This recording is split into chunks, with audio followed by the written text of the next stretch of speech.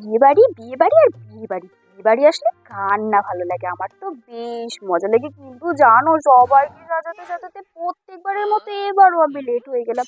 যাই হোক, কি করার, লেট হলেও তো এসে পৌঁছেছি। দেখো, আর কিছু না, ওকে একটু নুন লেবু হলেও তো পাবো, আরে দুটো ফটো হলেও তো তুলবো বৌদির পাশে, তাই ফটো তুলতে চলে এসেছি। করে পোজ মেরে দুটো ফটো তুলে নিলাম।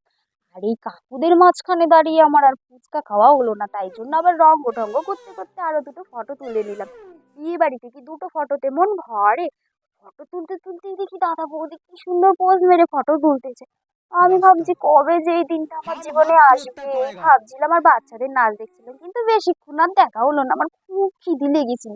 তাই ল্যান্ডা প্যান্ডা গুলোকে নিয়ে তাড়াতাড়ি খেতে চলে এসেছিলাম, নইলে সত্যি সত্যি যদি নুন লেবু পাই। আরে না না, নুন লেবু পাইনি, অনেক কিছুই ছিল খাবার দাবারে, তো খাওয়া দাওয়া শেষ করতে করতেই চলে এসেছিলাম নাচন গোদন করার জন্য। আমার মনে হয় নাচা হলো না, বক্সটা দিতে বন্ধ করি। চলো আমি বাড়ি যাই, তোমরা ততক্ষণ আমার চ্যানেলটা টুক করে সাবস্ক্রাইব করে দিও।